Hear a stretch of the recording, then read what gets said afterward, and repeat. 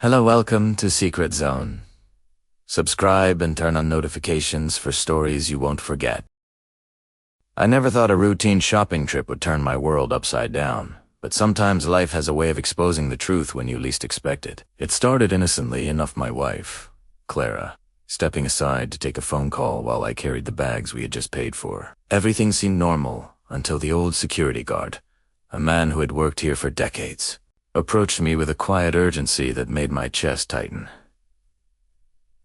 "Is that your wife? You need to see this yourself," he said, his voice low, almost regretful, as if he wished he didn't have to be the one delivering the news. I followed him instinctively, heart suddenly heavy with a sense of dread I couldn't explain. We turned a corner near the dressing rooms, and he pointed to a monitor displaying the store's live surveillance feed. That's when I saw her, Clara, the woman I had shared 17 years of my life and 2 children with, laughing into her phone, pressing close to someone else, a stranger to the loyalty I had given her. At that moment, something inside me shifted. I didn't react, didn't shout, didn't confront her. Instead, I felt a strange mix of disbelief, clarity, and the first quiet stirrings of calculated observation. My name is Ethan Miller, and I used to believe that trust meant peace, that loyalty meant never looking too closely at the shadows.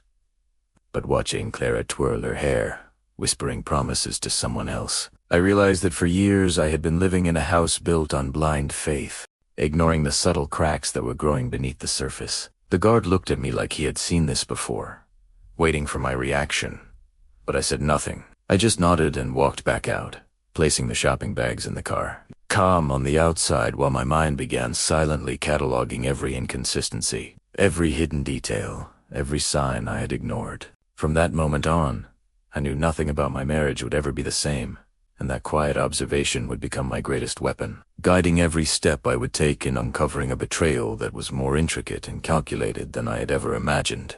I never realized how subtle betrayal could be until the day I began noticing the quiet changes. My name is Ethan Miller, and I thought I had a stable, loving marriage. My wife, Clara, and I had shared almost 2 decades together, raising 2 kids in our suburban home in Seattle. Life felt predictable, secure, almost comfortably ordinary. I ran a mid-sized architectural consultancy, traveling occasionally for projects, while Clara managed a boutique interior design firm. We had routines, weekend breakfasts, school drop-offs, and late-night talks, but slowly, the rhythm began to feel off. At first, it was small things.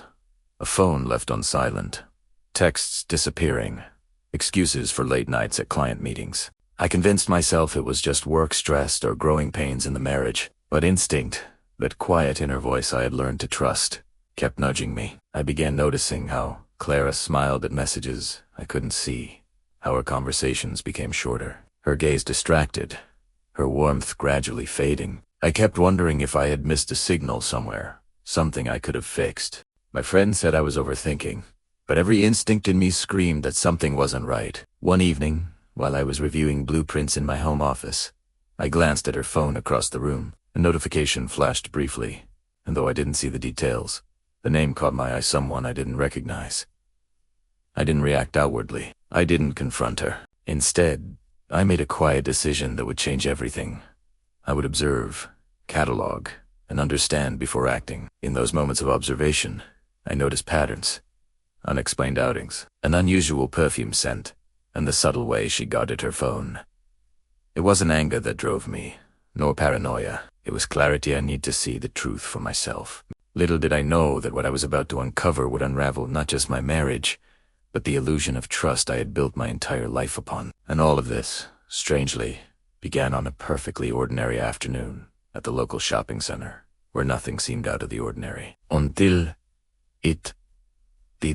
It was a Wednesday afternoon when everything shifted. Clara had stepped aside to take a phone call while I carried our shopping bags. The old security guard, someone I had seen dozens of times but never spoken to, approached me with a look of unease. "Is that your wife? You need to see this yourself," he whispered, eyes darting around as if he wished he hadn't seen it. My chest tightened in a way I couldn't explain. I followed him, heart pounding with a mix of dread and curiosity, around the corner near the back of the store. On the monitor, there she was, Clara, pressed against a man I didn't recognize, laughing, whispering, twirling her hair. The sound carried faintly through the store walls. The familiarity of her gestures, the little smile I remembered from years ago now, directed at someone else, cut deeper than any argument could. I didn't say a word. I didn't storm over. I just watched, quietly, cataloging each move, each glance, each laugh. The man's presence, the way he leaned close, was subtle but deliberate, a silent intrusion into the life I had thought was safe. I felt no rage in that moment. What I felt was the cold, sharp clarity that trust, once broken, leaves you with. I realized then that for years I had been blind to the cracks, distracted by daily life, unwilling to see the warning signs. In that quiet observation, I began building a timeline. Her excuses, her late nights, the unexplained gifts, the small withdrawals from our accounts that didn't make sense. By the time she returned to me, smiling as if nothing had happened, I was calm on the surface. I kissed her forehead, set the bags in the car, and let her oblivious confidence slide around me like water. Inside, though, I had started the careful, deliberate work of preparation. I wasn't seeking revenge, I was building accountability, protecting what mattered, and quietly learning who she really was. That day in the shopping center, nothing exploded. There were no confrontations, no raised voices, and yet everything had changed. The foundation of our marriage, which I had thought was unshakable, was already cracking, and the pieces she thought were hers to manipulate were about to slip quietly, irrevocably, out of her control. After that day, I took a step back and observed. My life didn't pause. Work continued. Kids needed attention, and Clara continued her routines, unaware that every action, every subtle detail, was being recorded and cataloged. I started keeping logs. Appointments she claimed were work-related. Nights she spent volunteering. Small amounts moved from our joint account. I contacted a former colleague, a cybersecurity expert I had once assisted on a corporate audit. Within 2 days, I had access to deleted messages, cloud-stored voice notes, and even photographs time-stamped, in ways that left no room for misinterpretation. She hadn't just betrayed me emotionally. She was manipulating resources, our shared finances, in ways she thought were invisible.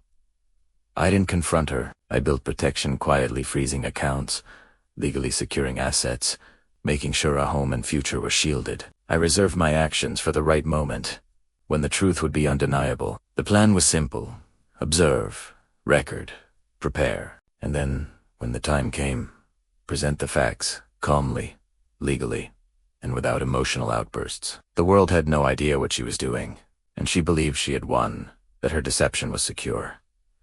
But all illusions eventually meet reality. I wasn't acting out of vengeance. I was reclaiming order. The quiet preparation became my strategy. The observation became my power. By the time she attempted to use the money, the accounts had been frozen, the transactions blocked, and the evidence documented. I had created a system where deception collided directly with accountability, and the collision would leave no room for denial. I watched her confidence, her carefully curated narrative, begin to crumble in ways she couldn't anticipate. And through it all, I remained calm, composed, and deliberate. Every move was precise, every decision calculated. It wasn't about punishment, it was about clarity, about reclaiming what was rightfully mine, and about proving to myself that patience and strategy could be more powerful than confrontation or anger. The final act unfolded in a quiet conference room downtown, sterile and professional. Nothing like the chaos she might have expected. Clara arrived with the man, unaware that the meeting wasn't about a business deal, but about the unraveling of her carefully constructed lies. I sat across from them, calm, collected, each file and document meticulously organized in front of me. Bank statements, messages, photographs, timestamps, digital records. The man froze the moment he realized what this was. Clara's confidence wavered instantly, replaced by confusion and disbelief. "I can explain," she whispered. I shook my head. "I'm not here for explanations. I'm here for accountability." Every fraudulent transfer, every misused account, every attempt to cover her tracks was laid bare. Her realization didn't erupt into yelling or pleading, it unfolded quietly. The slow, creeping horror of recognition that her plans had failed. The man tried to interject, but even he could see that the truth was now undeniable. By the time my sister, Rachel, arrived, a divorce attorney, single mom, No tolerance for deceit. The final layer of accountability was complete. Evidence had been sent ahead to ensure that nothing could be spun into lies. Clara realized, at last, that her web of deception had collapsed. Not through anger, not through confrontation, but through calm, deliberate preparation. Her professional reputation, the access she had assumed, the illusion of control she had clung to it, all vanished quietly, methodically, and in that quiet collapse, I understood the most important truth. Betrayal doesn't need to explode to be devastating. Sometimes the strongest power lies in patience, observation, and careful planning. As I walked away from that room, I didn't feel triumphant or vindictive. I felt clarity, freedom, and an unshakable resolve to protect what mattered most to my children, my home, and the truth. The storm had passed, but the reset had begun, and I, Ethan Miller, was ready to rebuild a life defined by reality, accountability, and the quiet strength that comes from seeing the truth and acting on it before anyone else does. As I drove home that night, the city lights passing in blurred streaks against the windshield, I felt a strange mixture of relief and quiet resolve. The chaos, the betrayal, the deception had all unfolded exactly as it needed to. Not with loud explosions or public confrontations, but with calm, deliberate clarity. I thought about my children, sleeping soundly in their rooms, unaware of the storm that had passed just outside their door, and I knew that protecting them, their future, and the life I was determined to rebuild mattered far more than any anger or revenge. Clara had faced the consequences of her choices, her confidence shattered by facts, not fury, and the man she thought could share in her deception had vanished, powerless against truth and preparation. I had learned something invaluable, that the strongest power doesn't always roar, it waits, observes, and strikes through patience, foresight, and unwavering discipline. And in that quiet power, I found freedom, clarity, and an unshakable sense of control over my life and my world. Betrayal, I realized, doesn't define the victim, it defines the moment when they choose how to respond. I chose to respond with wisdom, with strategy, and with integrity. The doors that had once opened into a life of illusions were now closed, the house secured, the accounts protected, the truth undeniable. I wasn't vengeful, I wasn't cruel. I was just prepared. And in that preparation, in that patient, calm response, I discovered something far more important than punishment. I discovered that peace, clarity, and dignity are earned not through confrontation, but through deliberate action, careful planning, and the courage to face reality head-on. As I stepped inside, greeted by the familiar warmth of my children's laughter and the quiet hum of home, I knew that the storm had passed, the reset had begun, and my real life was finally mine to protect, rebuild, and embrace. And that, more than anything, was the victory I had been waiting for. Help me reach 2,000 subscribers, support the video with a like, and share your thoughts in the comments. I read every message. Take care, and see you in the next video.